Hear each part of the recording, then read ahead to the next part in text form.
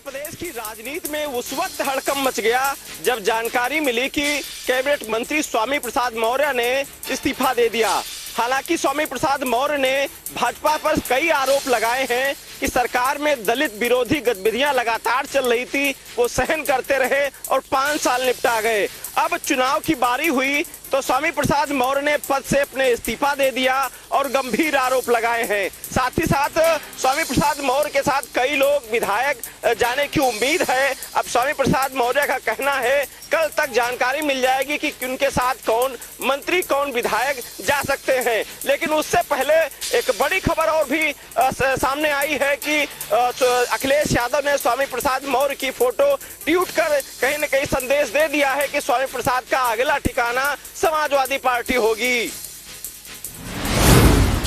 UP विधानसभा चुनाव से पहले बसपा के राष्ट्रीय महासचिव सतीश चंद्र मिश्रा ने बड़ा ऐलान किया है। उन्होंने कहा है कि बसपा सुप्रीमो मायावती अब इस बार विधानसभा चुनाव नहीं लड़ेंगी। उन्होंने ये भी बताया कि वो किसी भी सीट से चुनाव नहीं लड़ेंगे। महासचिव सतीश चंद्र मिश्रा ने बताया कि बसपा सुप्रीमो मायावती 5 राज्यों में चुनावी अभियान की अगुवाई करेंगी। उन्होंने कहा कि इस बार चुनाव का पूरा जिम्मा बीएसपी चीफ मायावती और उनके कंधों पर है और सोशल मीडिया के जरिए भी बीएसपी प्रचार कर रही है। बता दें कि बसपा ने अभी तक कोई रैली नहीं किया है। इस बार विधानसभा चुनाव में बसपा सुप्रीमो मायावती लड़ने के लिए नहीं, लड़वाने के लिए काम करेंगी।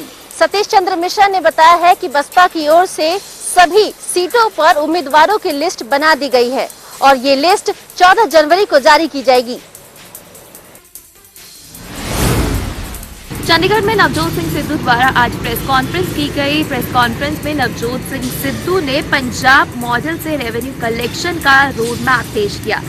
आपको बता दें कि नवजोत सिंह सिद्धू के इस मॉडल में liquor corporation, mining corporation, transport corporation के साथ साथ केबल ऑपरेटर कमीशन शामिल होगा। उन्होंने कहा कि इसी मॉडल के आधार पर लोग विधायकों को चुनेंगे और अगले 5 सालों तक कांग्रेस सरकार इसी मॉडल पर पंजाब में काम करेगी और इस मॉडल को लेकर उनकी पार्टी की महासचिव से भी बात हो चुकी है।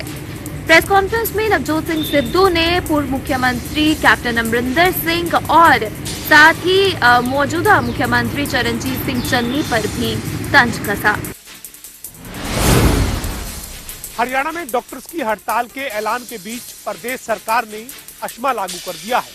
हरियाणा के गृह एवं स्वास्थ्य मंत्री अनिल विज ने जानकारी दी है कि प्रदेश में आज से अश्मा लगाया गया है, जिसके चलते प्रदेश में स्वास्थ्य सेवाओं से जुड़े हुए कोई भी कर्मचारी अधिकारी 6 महीने तक हड़ताल पर नहीं जा सकेंगे। काबिले गौर है कि पिछले दिनों डॉक्टर्स ने हरियाणा में हड़ताल का ऐलान किया था।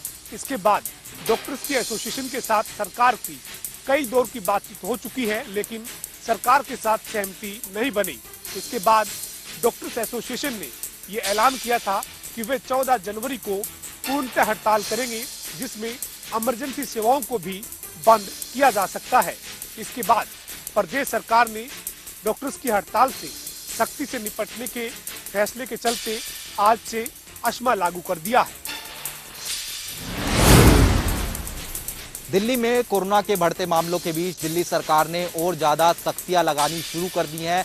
फिलहाल ताजा फैसले के अनुसार दिल्ली में तमाम निजी दफ्तर बंद रहते हुए नजर आएंगे, यानी तमाम निजी दफ्तरों में जो वर्क फ्रॉम होम है वो आज जो है जारी रहता हुआ नजर आएगा। इसके साथ साथ हम आपको तस्वीरें दिखा रहे हैं कनॉट प्लेस की, किस तरीके के हालात जो है फिलहाल कनॉट प्लेस में देखने को मिल रहे हैं। लोग यहाँ पर ज्यादातर मास्क भी लगा के देखने को मिलते हुए नजर आ रहे हैं, लेकिन उसके साथ साथ कई लोग ऐसे भी हैं जो अभी भी जो कोविड एप्रोप्रिएट बिहेवियर होता है उसका पालन नहीं कर रहे हैं, यानी मास्क नहीं लगा रहे। दिल्ली में तमाम तरह की पाबंदियां देखने को मिल रही हैं, स्कूल बंद हैं, कॉलेजेस बंद हैं। इसके साथ साथ रेस्टोरेंट्स और बार्स की बात की जाए तो वहाँ पर जो डाइन इन फैसिलिटी है उसको फिलहाल बंद कर दिया गया और टेक अवे फैसिलिटी ही जो है वहाँ पर चलती हुई नजर आएगी। मॉल्स पर किसी अलग अलग प्रकार की पाबंदियां हैं। जो दिल्ली में दुकानें हैं उसको ऑड इवन के आधार पर जो है खोलने की बात कही जा रही है। तो ये तमाम पाबंदियां फिलहाल दिल्ली में देखने को मिल रही है, लेकिन उसके बावजूद जो लगातार मामले हैं वो कहीं ना कहीं बढ़ते हुए नजर आ रहे हैं। पॉजिटिविटी रेट जो है वो भी दिल्ली में जो है एकदम शूट करती हुई नजर आई है। 25% के आसपास पॉजिटिविटी रेट जो है दिल्ली में पहुंच गई है। मुख्यमंत्री अरविंद केजरीवाल ने जो लोग होम आइसोलेशन में अपना इलाज करा रहे हैं उनके लिए दिल्ली की योगशाला कार्यक्रम भी जो है आज से शुरू किया है। तो ऐसे में लगातार सरकार अपनी तरफ से तमाम कदम उठा रही है कि जो पॉजिटिविटी रेट है, जो कोरोना के मामले बढ़ते हुए नजर आ रहे हैं, उसको किसी प्रकार से कम किया जा सके। लेकिन लोगों से भी अपील है कि वो कोविड एप्रोप्रिएट बिहेवियर का पालन करेंगे तो ही मामले जो है कहीं ना कहीं नीचे आते हुए नजर आएंगे। लेकिन अगर लोगों ने कोविड एप्रोप्रिएट बिहेवियर का पालन नहीं किया तो और ज्यादा सख्ताई दिल्ली में देखने को मिलती हुई नजर आ सकती है। कोरोना की रफ्तार तेजी से बढ़ती जा रही है, जिसे देखकर ओमिक्रॉन भी बेकाबू होता नजर आ रहा है। इसी को देखते हुए डीडीएमए ने मंगलवार को बैठक करी। डीडीएमए की बैठक में उन्होंने फैसला लिया कि सभी प्राइवेट ऑफिस बंद कर दिए जाएंगे। साथ ही सभी कर्मचारियों को वर्क फ्रॉम होम करने के लिए कहा गया। बता दें कि उपराज्यपाल अनिल बैजल की अध्यक्षता में बैठक हुई थी, जिसमें मुख्यमंत्री अरविंद केजरीवाल, स्वास्थ्य मंत्री सत्येंद्र जैन के साथ सरकार ने अन्य अधिकारी भी शामिल हुए। डीडीएमए ने गाइडलाइन जारी करते हुए ऐलान किया कि सभी प्राइवेट ऑफिस बंद रहेंगे और सभी कंपनियों को वर्क फ्रॉम होम नियम का पालन करना होगा। इसके अलावा दिल्ली में अब की बार रेस्टोरेंट भी बंद रहेंगे, हालांकि टेक अवे की सुविधा मिलेगी। इससे पहले सोमवार को डीडीएमए की बैठक में पाबंदियों को और कड़ा करने का फैसला लिया गया था। हालांकि बैठक में तय किया गया कि देश की राजधानी दिल्ली में अभी लॉकडाउन नहीं लगाया जाएगा। इसी के साथ कोरोना के बढ़ते मामलों को देखकर दिल्ली सरकार ने योग पाठशाला भी शुरू करी है। होम आइसोलेशन में बैठे लोगों को योग के सहारे इम्यूनिटी दी जाएगी। दिल्ली में कोरोना की रफ्तार थमने का नाम नहीं ले रही है। दिल्ली में कई पाबंदियां भी लगाई जा चुकी है, जिसके बावजूद कोरोना पर ब्रेक नहीं लग रहा है। वही लॉकडाउन की आशंका पर दिल्ली के मुख्यमंत्री अरविंद केजरीवाल ने कहा कि चिंता की कोई बात नहीं है, दिल्ली में लॉकडाउन नहीं लगाया जाएगा। मुख्यमंत्री अरविंद केजरीवाल ने कहा कि स्थिति नियंत्रण होने पर जो भी पाबंदियां लगाई गई हैं वो जल्द ही हटा ली जाएंगी। हमने केंद्र सरकार से निवेदन किया है कि जो पाबंदियां दिल्ली में हैं उसको एनसीआर में भी लागू किया जाए। सीएम केजरीवाल ने एलएनजेपी अस्पताल का दौरा करने के बाद कहा कि हमारी तैयारी पूरी है, जरूरत पड़ी तो हम 37,000 बेड और तैयार कर सकते हैं और आईसीयू बेड भी बढ़ा सकते हैं। सीएम केजरीवाल ने प्रेस कॉन्फ्रेंस कहा कि दिल्ली में कोरोना मरीजों को योगा क्लासेस दी जाएंगी। सीएम ने कहा कि ये क्लासेस बुधवार से शुरू होंगी और एक क्लास में सिर्फ 15 मरीज ही होंगे। समूचे देश में कोरोना की तीसरी लहर शुरू हो चुकी है और इस बीच ओमिक्रॉन भी तेज रफ्तार से देश में अपने पैर पसार रहा है। वहीं केंद्र सरकार भी हाई अलर्ट पर है। इसी के तहत प्रधानमंत्री नरेंद्र मोदी ने आज देश के तमाम राज्यों के मुख्यमंत्रियों के साथ एक बैठक का आयोजन किया है। हाल ही में पीएम ने कोरोना के हालत की समीक्षा बैठक के दौरान भी मुख्यमंत्रियों के साथ बैठक करने की बात कही थी। संक्रमण के तेजी से बढ़ रहे मामलों को देखते हुए देश के कई हिस्सों में पाबंदियों का दौर भी शुरू हो चुका है। ऐसे में प्रधानमंत्री मोदी अक्सर इस बात पर जोर देते रहे हैं कि टीकाकरण कोरोना के खिलाफ लड़ाई में सबसे बेहद हथियार है। ऐसे में प्रधानमंत्री मोदी अक्सर इस बात पर जोर देते रहे हैं कि टीकाकरण कोरोना के खिलाफ लड़ाई में सबसे प्रभावी हथियार है। महामारी की शुरुआत होने के बाद से ही पीएम मोदी अक्सर मुख्यमंत्रियों के साथ बैठकें कर स्थिति की समीक्षा करते रहे हैं और गौर करने वाली बात है कि जब प्रधानमंत्री ने मुख्यमंत्रियों के साथ इस तरह की समीक्षा बैठकें की हैं, तब देश ने बड़े फैसलों का सामना किया है। प्रधानमंत्री नरेंद्र मोदी ने जिस तरह से अचानक राज्य के मुख्यमंत्रियों की बैठक बुलाई है, उससे लग रहा है कि देश में पाबंदियों को और बढ़ाया जा सकता है। खबरों की माने तो इस बैठक में लॉकडाउन पर भी विचार किया जा सकता है, लेकिन अंतिम निर्णय प्रधानमंत्री नरेंद्र मोदी का ही होगा। हालांकि इससे पहले भी प्रधानमंत्री ने उच्च स्तरीय बैठक की अध्यक्षता की थी, जिसमें कोरोना के हालत, स्वास्थ्य सेवाओं से जुड़ी बुनियादी ढांचे और टीकाकरण अभियान की स्थिति की समीक्षा की थी। अब देखना ये होगा कि इस बैठक के नतीजों में क्या पाबंदियां देखने को मिलेंगी या सिर्फ मिलेगी नसीहत। कोरोना संक्रमण के बढ़ते मामलों के चलते हरियाणा सरकार ने बड़ी जनसभाओं, रैलियों और धरना प्रदर्शन पर सोमवार तक रोक लगा दी है और सिनेमाघरों और खेल परिसरों को बंद रखने समेत वर्तमान पाबंदियों को 8 जिलों और तक बढ़ा दिया गया है। हरियाणा राज्य आपदा प्रबंधन प्राधिकरण की ओर से जारी आदेश में कहा गया है कि ये प्रतिबंध 19 जनवरी सुबह 5 बजे तक लागू रहेंगे। आदेश में कहा गया है कि राज्य में जनसभाओं, रैलियों, धरना, विरोध प्रदर्शन इत्यादि पर रोक लगा दी गई है। इसके अनुसार सिरसा, रेवाड़ी, जींद, फतेहाबाद, महेंद्रगढ़, कैथल, भिवानी और हिसार, इन 8 सभी जिलों में पाबंदियां लागू रहेंगी। लंबे समय से चली आ रही कोरोना की इस जंग में काफी ज्यादा हालात बदतर हो चुके हैं। साथ ही कोरोना के नए वेरिएंट ओमिक्रॉन के मामले भी दिन प्रतिदिन बढ़ते जा रहे हैं। सरकार ने कई सारे दिशा निर्देश जारी किए हैं, जिसमें काफी ज्यादा लोगों को सावधानी बरतनी पड़ रही है। इसी के साथ रात को 10 बजे से लेकर सुबह 5 बजे तक का कर्फ्यू लगा हुआ है और 8 बजे तक सारी मार्केटें बंद की जाती हैं। बिल्कुल भी भीड़ जमा करने की अनुमति नहीं दी गई है और इसी के साथ लोगों ने सावधानी बरतना शुरू कर दिया है। साथ ही कोरोना के लिए लोगों ने काफी ज्यादा सावधानी बरती हुई है। इसी के लिए लोग सैनिटाइजर और मास्क का प्रयोग करते रहते हैं। प्रदेश समेत सोनीपत में लगातार कोरोना पैर पसार रहा है और फिलहाल हम जायजा लेने के लिए जिला मौलिक शिक्षा अधिकारी कार्यालय पहुंचे और यहां की तस्वीर जो है वो चौंकाने वाली देखने को मिली। खुद जिला मौलिक शिक्षा अधिकारी और उसके कर्मचारी जो हैं बगैर मास्क के बैठे हुए काम करते हुए नजर आए। जब हमने उनसे सवाल किया तो उन्होंने कहा कि वो खाना खा रहे थे, जबकि वास्तविकता ये थी कि उनका कर्मचारी उनके सामने खड़ा था और सिग्नेचर करा रहा था। दोनों ही व्यक्ति अधिकारी और कर्मचारी बगैर मास्क के नजर आ रहे थे। और वहीं हमने अन्य कमरों में जाकर भी जायजा लिया, जहां पर ज्यादातर जो कर्मचारी हैं वो बगैर मास्क के ही काम कर रहे थे। और इस प्रकार की लापरवाही जो है कोरोना को लगातार बढ़ावा दे रही है। यानी कि शिक्षा विभाग दूसरों को शिक्षा देने के लिए माना जाता है, लेकिन यहाँ पर दूसरों को नसीहत देने वाला विभाग ही इतनी बड़ी लापरवाही कर रहा है। तो लिहाजा ऐसे लोगों के खिलाफ कौन कार्रवाई करेगा, ये देखने वाली बात होगी। पूरे प्रदेश में कोरोना संक्रमण की चपेट में है और लगातार कई जिलों को अब रेड जोन में भी घोषित कर दिया गया है, जिनमें जो है एक शामिल रोहतक भी है। हालांकि 19 जिले अब रेड जोन में घोषित हैं। अब रोहतक में लगातार संक्रमण जो है बढ़ता ही जा रहा है, जिसको लेकर प्रशासन पूरी तरह से अलर्ट दिखाई दे रहा है। हालांकि प्रशासन का कहना है कि जिन लोगों को वैक्सीन नहीं लगी है वो लोग वैक्सीन जल्द से जल्द लगवाएं, अन्यथा उनको सरकारी सुविधाएं उपलब्ध नहीं होगी और ना ही सार्वजनिक स्थान पर उनको आने दिया जाएगा।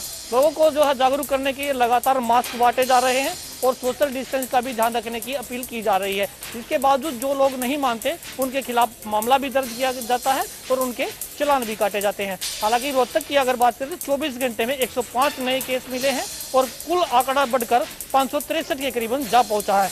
ऐसे में अब प्रशासन के साथ चुनौती ये है कि लगातार डॉक्टर भी जो है कोरोना संक्रमित होते आ रहे हैं। तो कहीं ना कहीं चिंता ये है कि अगर डॉक्टर ही संक्रमित हुए हैं तो आगे किस तरह की दिक्कतें आ सकती हैं, स्वास्थ्य सेवाएं भी ठप हो सकती हैं। तो इसको लेकर कहीं ना कहीं प्रशासन पूरी तरह से लोगों को जागरूक करता दिखाई दे रहा है। समालखा में कोरोना के केस लगातार बढ़ रहे हैं। इस समय समालखा में लगभग 11 केस एक्टिव है। वहीं आपको बता दें कि समालखा में सबसे बड़ी चिंता की बात यह है कि समालखा के सरकारी अस्पताल के SMO डॉक्टर संजय अंतिल भी कोरोना पॉजिटिव पाए गए हैं। जब उनके परिवार की कोरोना रिपोर्ट टेस्ट करवाई गई तो उनका बेटा भी कोरोना पॉजिटिव पाया गया, जिसकी खबर सुनते ही पूरे अस्पताल प्रशासन में हलचल मच गई। वहीं सभी कर्मियों को मास्क व सैनिटाइजर की विशेष हिदायत दी गई। आपको बता दें कि हालांकि अस्पताल प्रशासन इसको लेकर पहले से ही काफ़ी गंभीर है। अस्पताल में आने वाले हर कर्मचारी का कोरोना टेस्ट किया जा रहा है। वहीं डॉक्टर द्वारा कोरोना से बचाव के लिए भी सभी लोगों को हिदायत दी जा रही है। डॉक्टरों का कहना है कि सभी लोग मास्क का प्रयोग करें और सोशल डिस्टेंसिंग में रहें, लेकिन उसके बावजूद भी कुछ लोग सोशल डिस्टेंसिंग में नहीं रहते और कोरोना को लेकर लापरवाही कर रहे हैं, जो कि आने वाले समय में काफ़ी भारी पड़ सकती है। इसलिए जनता टीवी भी लोगों से अपील करता है कि वे कोरोना को गंभीर ले और मास्क का प्रयोग करते हुए सोशल डिस्टेंसिंग में रहे।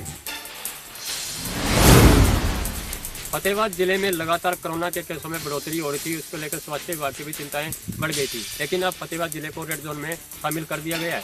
जहां जानकारी देते हुए पुलिस कप्तान सुरेंद्र बोरिया ने बताया कि फतेहाबाद जिले में लगातार कोरोना के केसों में बढ़ोतरी हो रही थी और इसको लेकर फतेहाबाद जिले को अब रेड जोन में शामिल किया गया है। वहीं जिला प्रशासन द्वारा दुकानदारों को आदेश दिए गए हैं कि दुकानदार अपनी शाम 6 तक ही दुकानें खोलेंगे। अमृत सेवाओं के लिए मेडिकल संचालकों को ही उनकी दुकानें खोलने की इसमें अनुमति दी गई है। वहीं साथ में जो रेस्टोरेंट या मैरिज पैलेस हैं उनको भी कोरोना के नियमों की पालना करने के लिए आदेश जारी किए गए हैं। बता दें कि फतेहाबाद जिले में अब 23 टीमें जिला प्रशासन द्वारा नियुक्त की गई हैं जो लोगों पर निगरानी रखेगी।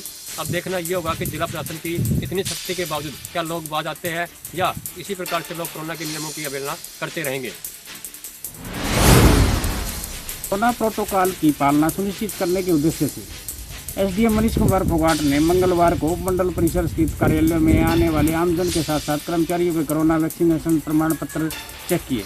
SDM ने अधिकारियों व कर्मचारियों को निर्देश दिए कि कार्यालयों में आने वाले आमजन को लेकर भी कोविड नियमों को सख्ती से पालना करना सुनिश्चित करें। SDM मनीष कुमार फोगाट ने कहा कि कोरोना के नए वेरिएंट ओमिक्रॉन के बढ़ते खतरे व कोविड-19 की संभावित तीसरी लहर के दृष्टिगत वैक्सीनेशन की दोनों डोज लगवाना आवश्यक है। वैक्सीनेशन न लगवाने वाले व्यक्तियों को सरकारी कार्यालय व सार्वजनिक स्थानों पर प्रवेश नहीं दिया जाएगा और नियमों की पालना न करने पर चालान भी काटा जाएगा। उन्होंने उपमंडल कार्यालय परिसर स्थित सभी कार्यालयों में विभागाध्यक्षों को निर्देश दिए कि अपने अपने कार्यालयों में अधिकारियों व कर्मचारियों को जिन्होंने कोविड-19 की वैक्सीन की दोनों डोज नहीं ली है उन्हें कार्यालयों में प्रवेश न करने दें।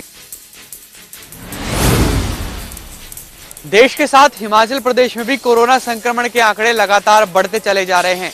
कोरोना संक्रमण के बढ़ते आंकड़ों के साथ बढ़ रही है सरकार और प्रशासन की चिंता।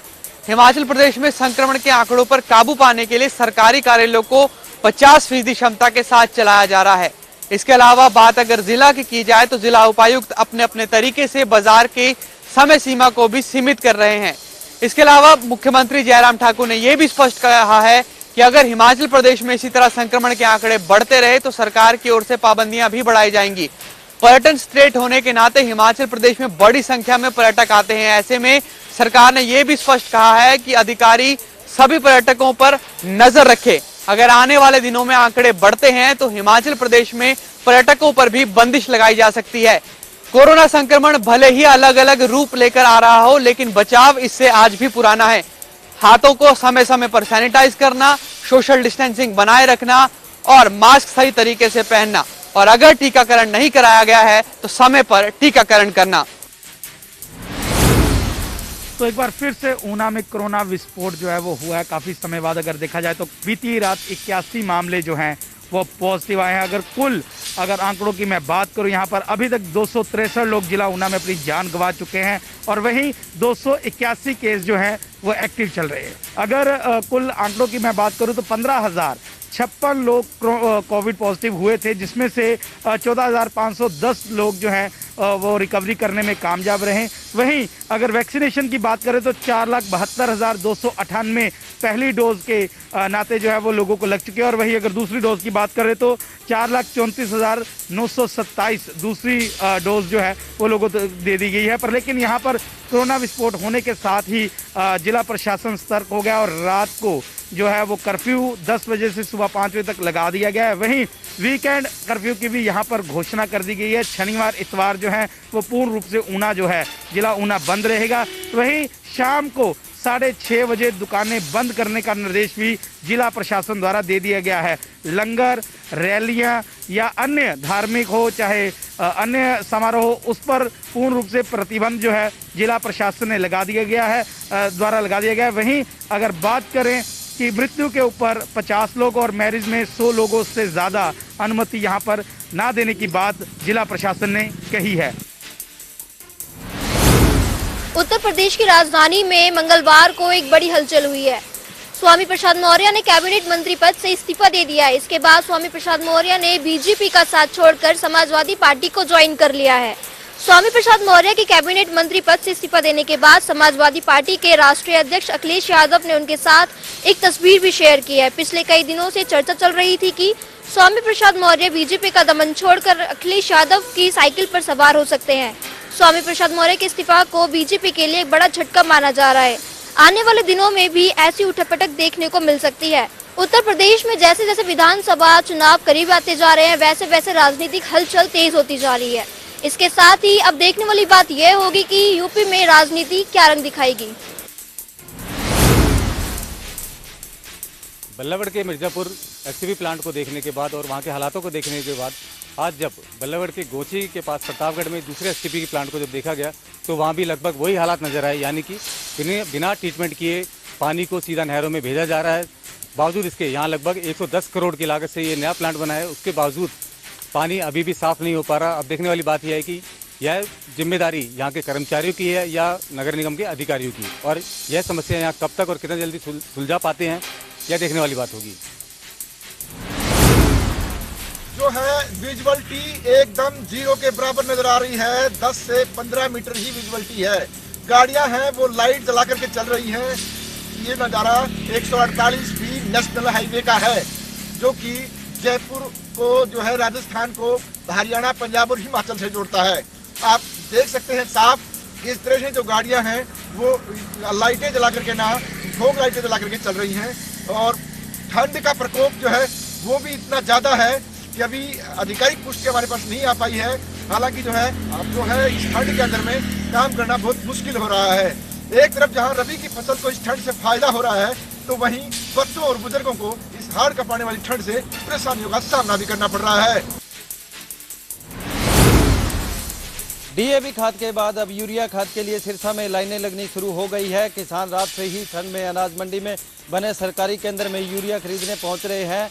लाइनों में लगे किसानों ने कहा कि सरकार किसानों को लाइनों में लगने के लिए मजबूर कर रही है, क्योंकि हमने एक बड़ा आंदोलन सरकार के खिलाफ लड़ा था। सरकार खाद वितरण की आड़ में बदला ले रही है। वहीं कई किसानों का कहना है कि हम रात से खाद लेने के लिए बैठे हुए हैं, हमारा नंबर तक नहीं लगा और न ही उचित व्यवस्था है।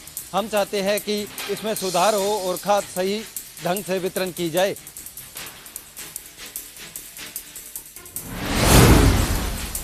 फ्लाई फैक्ट्री में हुआ दर्दनाक हादसा। मशीन में आने से एक मजदूर की हुई दर्दनाक मौत। इस दर्दनाक हादसे की अगर हम बात करें तो ये घटना आहलूवाला गांव की है, जहां पर स्थित एक प्लाईवुड फैक्ट्री में 40 वर्षीय कमलजीत काम कर रहा था। किसी वक्त मशीन में आने से उसकी मौत हो गई और ये हादसा इतना दर्दनाक था कि मशीन में आने से उसके शव के टुकड़े टुकड़े हो गए। वहीं आसपास के मजदूरों ने वहां पर पहुंच मशीन को बंद किया, लेकिन जब तक वो मशीन को बंद करते तब तक जो है कमलजीत की मौत हो चुकी थी। वहीं पुलिस ने भी इस मौके पर पहुंचकर घटना की जांच शुरू कर दी। पुलिस अधिकारियों का कहना था कि उन्हें सूचना मिली थी कि एक मजदूर की मशीन में आने से मौत हुई है और जानकारी प्राप्त हुई है कि जड़ोदी का रहने वाला कमलजीत पिछले 8 वर्ष से इस फैक्ट्री के अंदर काम करता था और जिस वक्त से हादसा हुआ उस वक्त उसका बेटा भी उसके साथ काम कर रहा था। उन्होंने कहा कि परिजनों के जिस प्रकार के बयान होंगे उसके आधार पर कार्रवाई की जाएगी। ये भी देखा जाएगा कि इसमें किस प्रकार की अगर लापरवाही हुई है तो उसके खिलाफ भी कड़ी कार्रवाई की जाएगी और शव को कब्जे में लेकर जाँच शुरू कर दी गई है। नवजात बच्चों की तस्करी मामले में गुरुग्राम पुलिस ने इस मामले में 9 लोगों को गिरफ्तार कर इस पूरे मामले का खुलासा कर दिया। इन 9 लोगों में एक दंपति भी शामिल हैं जो कि 50,000 रुपए में अपने जिगर के टुकड़े को बेचने में लगे थे। हालांकि इसके बावजूद लगातार गुरुग्राम पुलिस की छापेमारी राजस्थान व देश के अन्य राज्यों में जारी है। ताबड़तोड़ छापेमारी की जा रही है इस पूरे नेक्सस का खुलासे करने को लेकर। गुरुग्राम पुलिस इस मामले की तफ्तीश राजस्थान में उन लोगों के द्वारा भी करने में लगी है कि जिन लोगों को ये बच्चे सप्लाई किए जाते थे। मसलन वो कौन लोग हैं जो कि दिल्ली के इस नेक्सस से राजस्थान में न केवल बच्चों को खरीदते आ रहे थे, बल्कि खरीद फरोख्त का यह धंधा बड़े तौर पर जारी था।